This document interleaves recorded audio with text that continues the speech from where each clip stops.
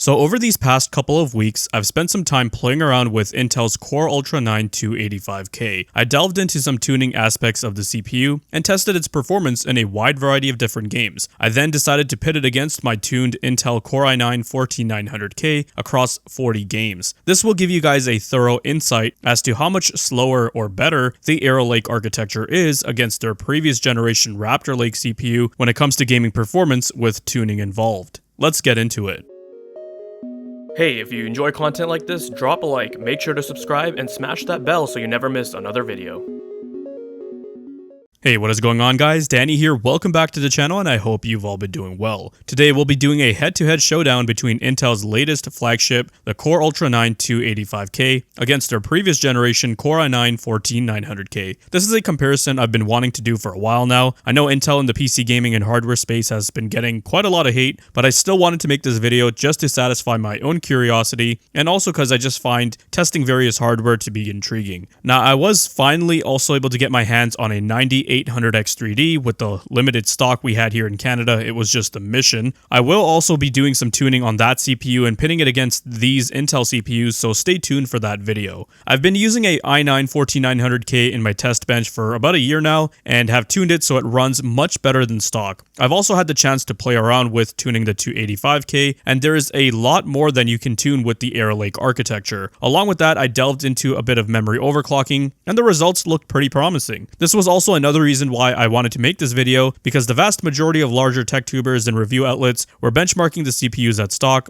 using lower DDR5 speeds. I wanted to get some of my own manual tweaking involved as well as showcase a larger variety of games so it gives you guys a much better insight as to how these two CPUs really perform. Recently on the channel I reviewed the MSI Z890 Edge TI Wi-Fi, a beautiful motherboard, and this was what I had used to test a 285K with, and the experience using it was pretty solid and stable overall with some minor annoyances here and there. I'll have a link to that video in the description so you can check that out. I guess that's enough preamble. We have a lot of benchmarks to go through, so in terms of specs, I'll have it all listed in the description as well. For the Intel Core Ultra 9 285K, I had tested it with the ring clock at 4.2 GHz, D2D or die-to-die clock at 3.8 GHz. The NGU was also overclocked to 3.4 GHz. I didn't really bother messing around with the P cores or E cores because with DLVR I found things were quite restricted, and then using power gate mode was causing all sorts of weird issues because then you don't have separate control over the different components. Now, as for memory, I was able to clock my Patriot Viper Extreme 5 kit to 8600 Megatransfer CL40 with tuned timings. Overall, memory bandwidth was blistering fast, and the latency was around 67 nanoseconds in IDA64, so it was a large improvement over stock speeds. Now, as for the 14900K, my P cores are locked to 5.7 GHz, and they actually run at 5.7 GHz all cores constantly in gaming because I managed to tune it via load line so I don't run into that garbage with the restricted stock behavior that so many people show in their benchmarks where it's running at like 5 GHz because it's getting so thermally and power throttled. My E cores are overclocked to 4.6 GHz and the ring is running at 5 GHz. For the memory, since Raptor Lake's IMC is inferior and I don't have a 2-DIMM board, I wasn't able to clock the RAM kit as high, so we're running with 7600 Megatransfers CL36, so lower bandwidth,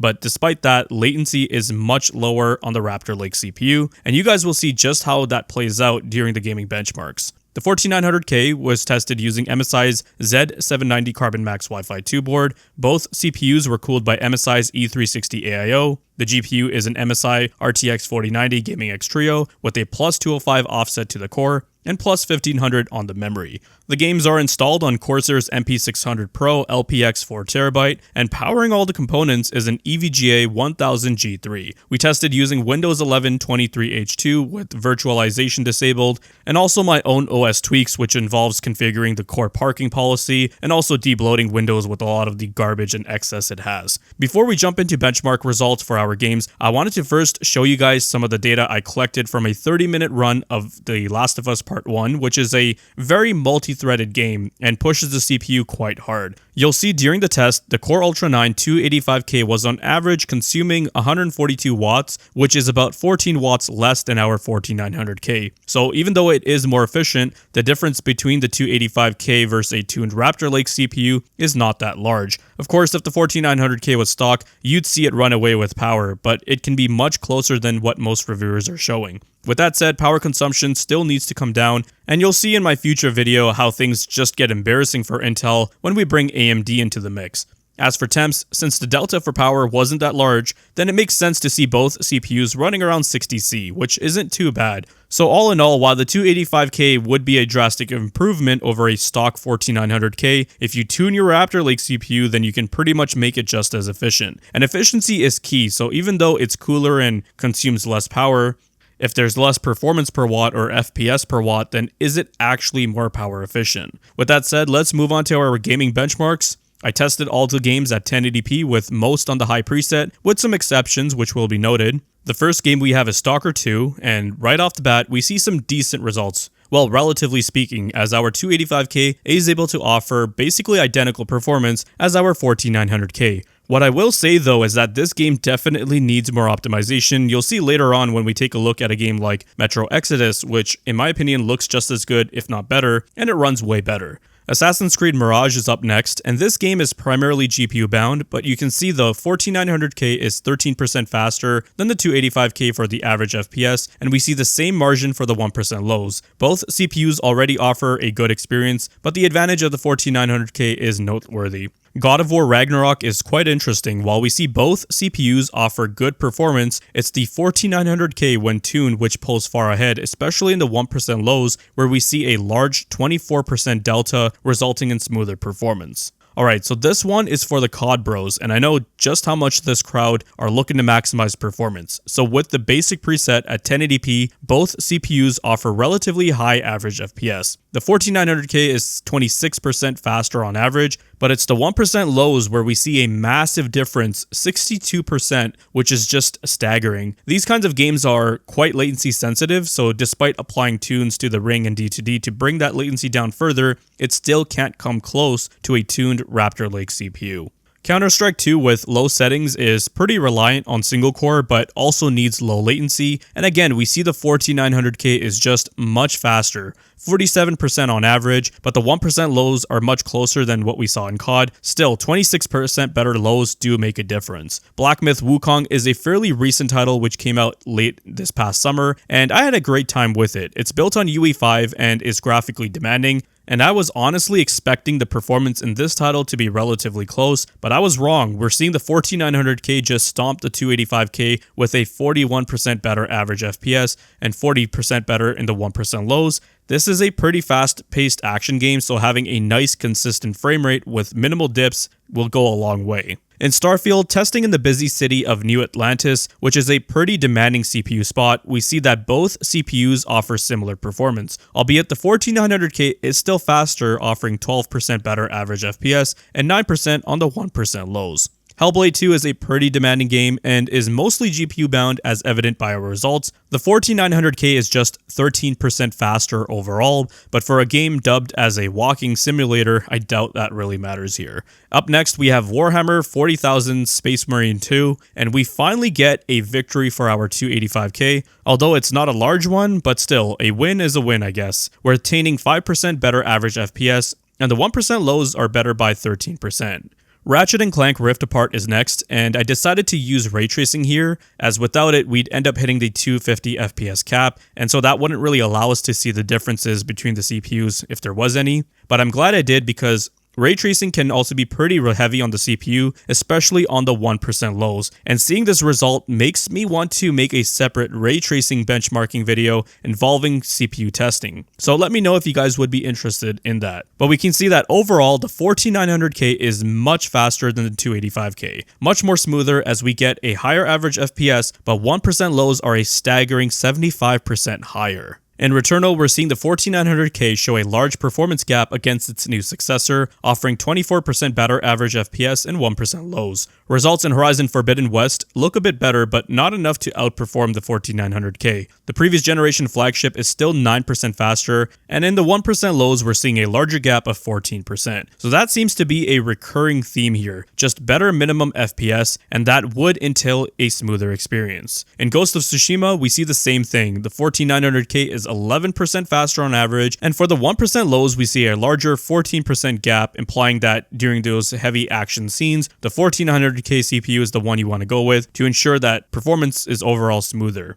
Alan Wake 2 is quite a demanding title, but for our 4900K, we see it's able to offer really good performance. Not that the 285K wouldn't also be able to give you a playable experience, but what we're noticing here is a very large gap of 35% for the 1% lows, implying the 285K is experiencing more dips and inconsistent performance.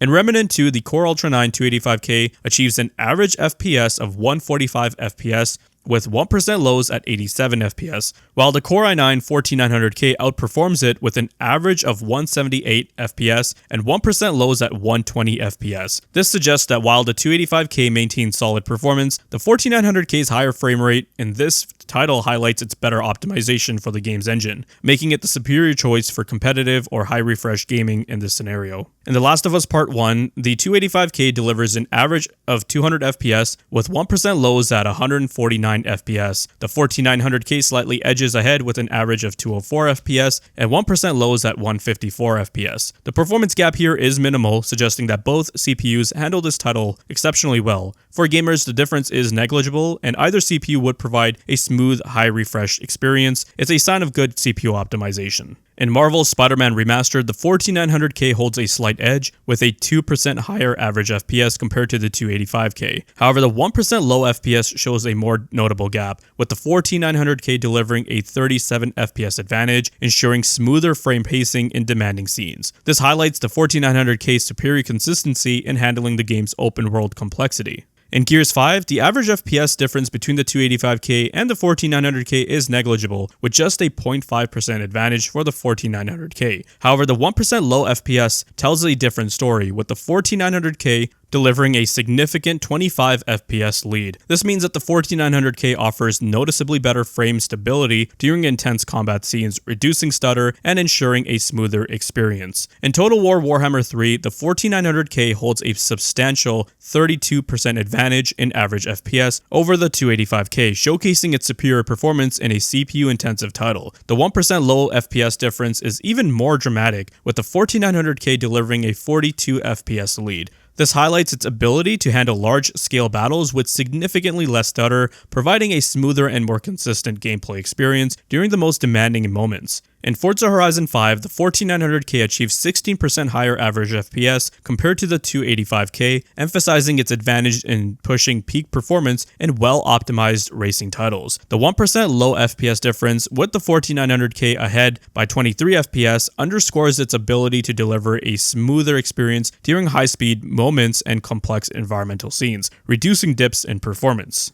In Final Fantasy Dawntrail, the 14900K demonstrates a 32% lead in average FPS over the 285K, showcasing its capability to handle the demands of densely populated online environments with smoother frame rates. The 1% low FPS difference of 27 FPS highlights its strength in minimizing stutters during large-scale battles or bustling hub areas, providing a more consistent experience for the MMO enthusiast. In A Plague Tale Requiem, the 14900K outperforms the 285K by 26% in average FPS, resulting in smoother gameplay, especially in the more graphically intense moments of the story-driven adventure. The 1% low FPS difference of 26 FPS further emphasizes its ability to provide a more stable experience, reducing potential stuttering and improving the overall fluidity of the action. In Baldur's Gate 3, tested in Act 3, the 14900K delivers a 17% higher average FPS compared to the 285K, providing a smoother experience in the game's demanding sections. The 1% low FPS difference of 35 FPS also highlights the 14900K's advantage in maintaining stable frame rates, which is crucial for smooth gameplay in such a complex, turn-based RPG with dense environments and numerous actions. In Hogwarts Legacy, tested in Hogsmeade, the 14900K shows a 8% higher average FPS over the 285K, offering a slight performance boost. Additionally, the 1% low FPS difference of 21 FPS suggests that the 14900K is more stable, delivering a more consistent experience during busy or graphically intense moments of this game. In Cyberpunk 2077, the 14900K delivers a 28% higher average FPS compared to the 285K, providing a noticeable performance boost. The 1% low FPS difference of 39 FPS indicates a much more stable and smoother experience, especially during demanding scenes where the 14900K maintains more consistent frame rates. In Resident Evil 4, the 14900K shows a 4% higher average FPS over the 285K, so when it comes to average FPS, both of these CPUs are pretty similar. The 1% low FPS difference of 45% highlights a significant improvement in frame time stability, with the 14900K delivering a much more consistent and fluid experience. Lies of P is next, and this is one of my favorite Souls-like games. And I gotta say, as much as I was impressed to see how well the developers optimized this title, Intel's 285K's abysmal performance relative to the 14900K is really quite embarrassing and kind of overshadows that. I don't mean to sound like an elitist or anything, because in a vacuum, one could look at its performance and say that, hey, that's pretty decent. But when you bring in the 14900K, a previous gen part, and it's just stomping all over it, yeah, that is pretty embarrassing. Just take a look at those 1% lows. It's like almost double the performance, which is pretty mind-boggling.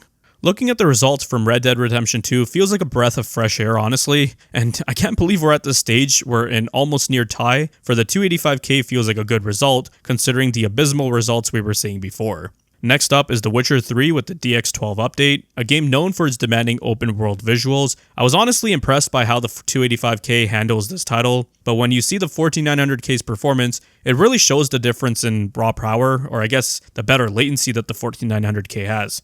The 14900K delivers a solid 17% higher average FPS at 227, and the 1% low performance is 29% better. Sure, the 285K's performance is good in isolation, but in comparison to the previous gen 14900K, it just feels like it falls short. Middle-earth Shadow of War is probably the oldest game in our list, and you can see the 14900K has no problems at all delivering exceptional performance, and while the 285K is doing decent as well, the gap between the two CPUs is hard to ignore, and really highlights the performance regression Intel has to endure with this new generation when it comes to gaming performance. Now let's talk about Halo Infinite. The 285K delivers a solid performance here with an impressive 289 FPS on average, but when you bring in the 14900K, the difference becomes pretty clear. The 14900K outpaces the 285K by 23%, hitting 355 FPS on average, and the 1% low performance is essentially the same. So while the 285K holds up pretty well, it's clear that the 14900K takes the crown in terms of smoother gameplay overall. Moving on, and we have Metro Exodus Enhanced Edition, and this is what I was talking about, a game that, in my opinion, looks just as good as Stalker 2 if not better. The performance is overall way better. The 285K manages a respectable 153 FPS on average,